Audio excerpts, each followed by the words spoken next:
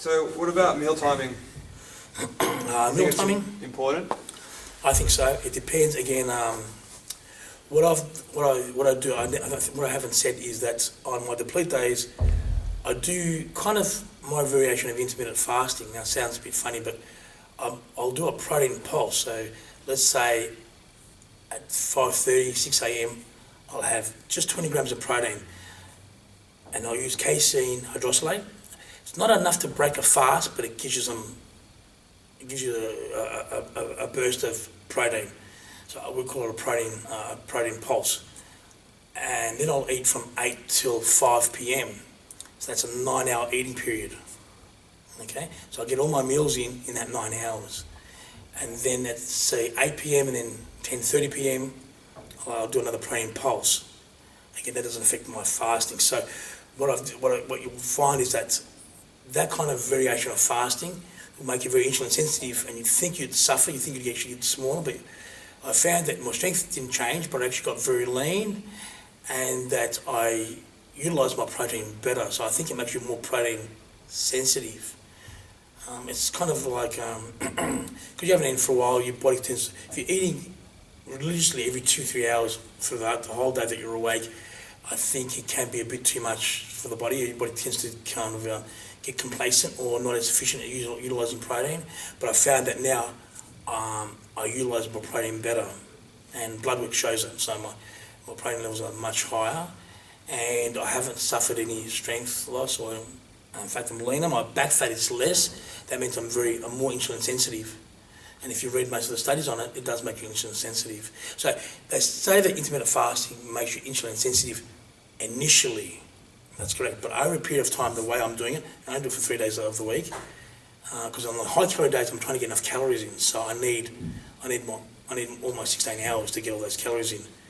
But on just 3 days a week, seems to be working very well. I might even start doing that on a Sunday next week, because it seems to be working extremely well.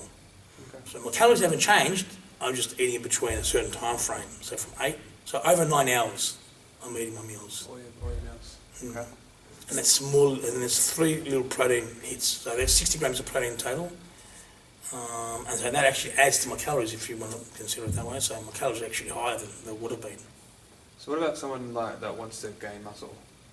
Like maybe not as advanced as you are, but I still think someone wanting to put on muscle. Yeah, I still think having a couple of deplete days in there is very good, because really I think the secret to gaining muscle is to become insulin sensitive. And I'll give you a simple analogy. I'll give you a simple example. If I'm 100 kilos and I'm 5% body fat, if I put on 10 kilos, if I start eating up and I put 10 kilos, let's say out of that 10 kilos I might gain 2-3 kilos of fat for that 10 kilos. But if I was 20% body fat at 100 kilos, and if I gained 10 kilos, probably I'd be lucky if I gained 1 kilo of that to be muscle. That's when you're fat, you're more efficient at getting fat. Okay? So that's just not me, that's just everyone. So if you're fat, so gone are the days where we used to think just bulk up at any cost. And the saying that just put on weight because then you can carve it or whatever. Well, we know that's 2 different tissues, so that doesn't make sense either. But we know now that if you're insulin sensitive, we can eat those more carbs, and we're less likely to get fat from it. So that being insulin sensitive means we use those carbs effectively. We're not pushing towards fat storage. See how we can grow more? But at the end of the day too, if you're getting someone who's very lean and you're force feeding that person, he's force feeding himself to eat consistently 5,000 calories, even if he started lean, the fact that we're pushing to eat that much on a given day, it only takes weeks to become insulin sensitive. But if you had 1 or 2 deplete days in there, let's say you're not training one day, let's say Sunday's is rest day, make it a deplete day or a detox day, or you might have greens and proteins all day. People think it would actually cost them size, but what would happen is the body learns to assimilate food better. When you're eating a lot of food day in, day out, your body becomes very efficient at utilising food. Ben Pawlowski talks a lot about it, and he advocates protein cycles or carb cycling, maybe like a couple of weeks. So he might have a period, a high week and a low week, a high week and but it'll be on an upward scale. So if it was 3,500, let's say 3,800.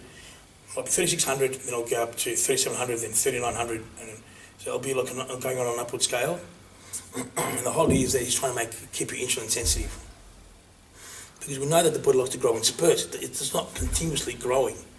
And when you've been training long enough, you'll find that in periods where you're dieting down, gains come very frequently, but then we find that when we're eating up, gains come very fast. So if we inbuilt this into our macros, into our eating cycles, you probably get the best of both worlds. You can stay reasonably lean, and then when you're eating up, you can expect some decent gains. So that means you pick up your intensity, and then when you're having your low days, maybe consider that to be deloading or back off the volume a little bit, etc.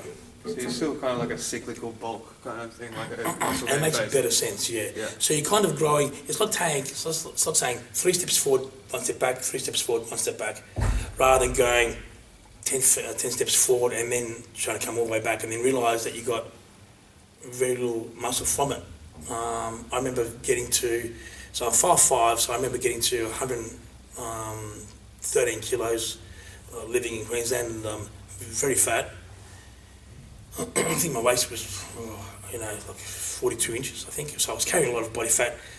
And then eventually, when it came down to diet down, I still competed at the same weight I did last time. In fact, I was probably even less. Was my conditioning better? Not really. So I gained 21 kilos, and I was no better off than when I started 100 kilos off season. And and then I had to starve to get that weight off.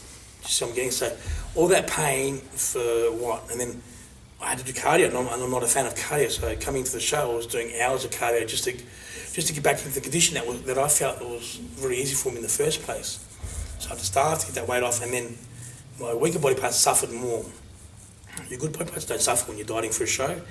So for me, that always tended to be my width in my shoulders. My thickness in my chest, my arms, they stayed.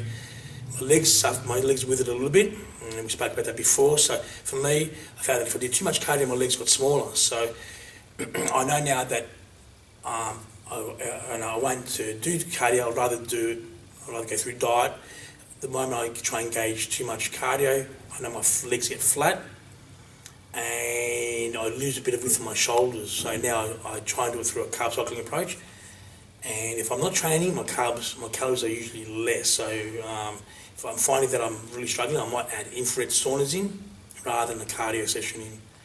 So I'll book in for an infrared sauna. But again, I'll only do that on my low days. So I think of my low days as my fat burning days. My high calorie days are there for a purpose. They're there to replenish stores, they're there to fill out, there to relax. And I won't consider cardio or I'll try and rest as much as I can. But, there'll be no fat burners, for example, on those days. I might use insulin mimicking products that kind of that make me more insulin sensitive, like cinnamon, fenugreek, all those things, vanadil sulfate even, that's still old school chromium percolinate, all those things that keep you insulin sensitive, so I uptake those carbs better. Obviously I don't need those when and alpha-lipoic acid is another one.